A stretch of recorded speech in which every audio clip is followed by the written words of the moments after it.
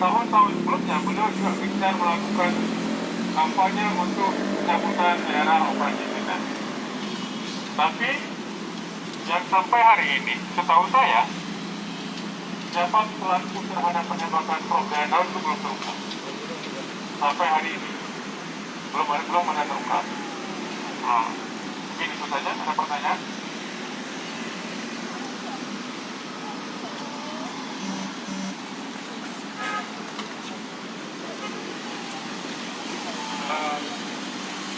Dari usia saya nggak terlalu detail, tapi pihak kepolisian seperti bekerja pada saat itu coba mengungkapkan peristiwa-peristiwa tersebut.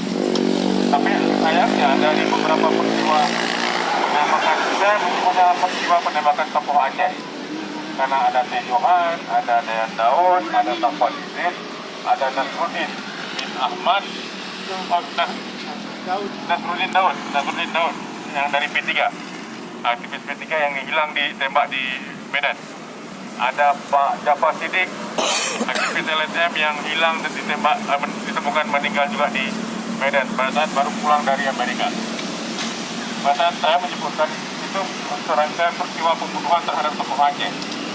Apakah motif di balik itu yang hari ini harus diungkap? Kenapa pada saat konflik Aceh itu ada tokoh-tokoh Aceh yang coba dihilangkan? Yang dihilangkan atau dengan cara dibunuh? Kenapa? Itu yang menjadi pertanyaan saya. Apakah ini menjadi nyamut semuanya adalah motif politik atau ini punya motif yang lain yang harus diungkapkan? Makanya sangat penting kita sebagai mahasiswa ini mendorong itu. Salah satu hal yang dilakukan oleh Unsiyah dari itu menjadikan mengabadikan nama Prof. Daud menjadi salah satu auditorium center di pas kita masuk sebelah kanan kampus Detok Raya Aceh. Cuman AAD Dayan Daud. Cuman itu saja ya, tapi tidak pernah menceritakan, tidak pernah tergambarkan seperti apa kiprah kinerja Prof. Dayan Daud terhadap Aceh atau terhadap Unsiyah. Karena selain menjadi rektor, beliau juga sempat menjadi kepala Bapeda Aceh, orang yang merancang pembangunan Aceh di masa Prof. Ibrahim Hasan, masa gubernurnya Pak Profesor Ibrahim Hasan.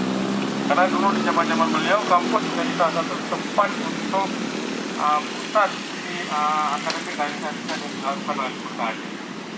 Itu salah satu prestasi yang menurut saya sangat menarik dan ada pada zaman kampus saat itu. Pertanyaan?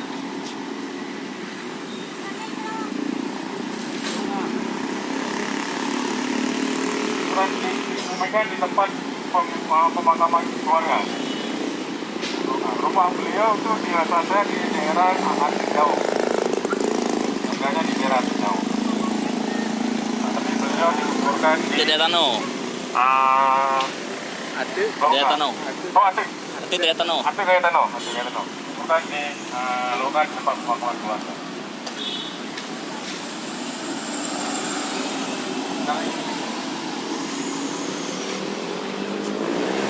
Ada pertanyaan lain? Tapi lagi-lagi ada perhatian terhadap ketokohan dan terhadap apa yang dilakukan oleh tokoh-tokoh Aceh tersebut belum ada kelihatan baik dari pemerintah ataupun dari kampus tempat mereka bernaung. Hanya sekedar memberikan nama auditorium, tapi belum ada tindakan dan bukan sebagai apa yang diceritakan tentang kiprah yang sangat-sangat kita sayangkan.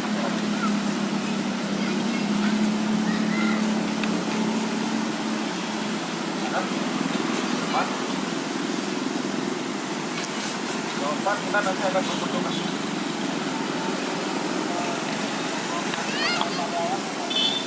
Sejauh ini belum ada indikasi ke arah itu memasukkan Prof. Dayan Daud ke dalam salah satu tokoh nasional yang berpengaruh. Baik itu dilakukan oleh pemerintah Aceh ataupun dilakukan oleh kampus. Konflik di Aceh lebih ada polisi atau tentara?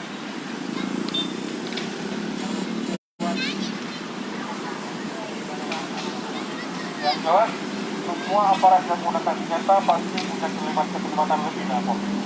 Soalnya siapa yang buat itu tidak.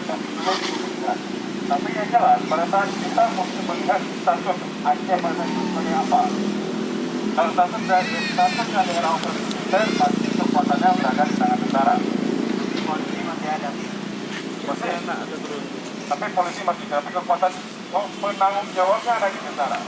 Kalau namanya darurat sipil atau tertib sipil, itu penanggung jawabnya ada di kepolisian.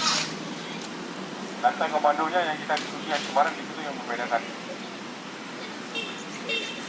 Kalau pemerintah pusat, respons mereka seperti apa? Misalnya untuk Aceh,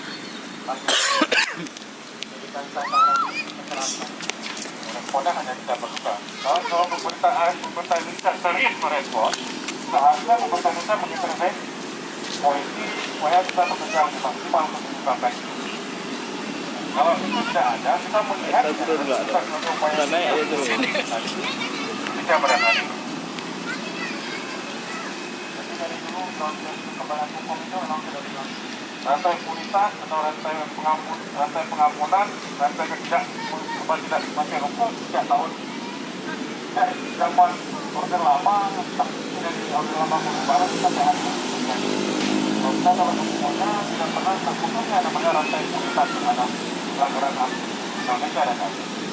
Karena kenapa sampai hari ini belum ada satu orang pun pelaku yang dihukum memang melakukan pelanggaran HAM.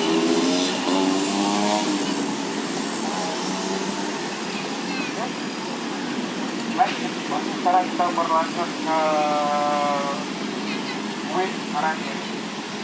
Mungkin beberapa korban nanti langsung masuk aja ke pintu gerbang Wing, terus langsung belok ke kiri.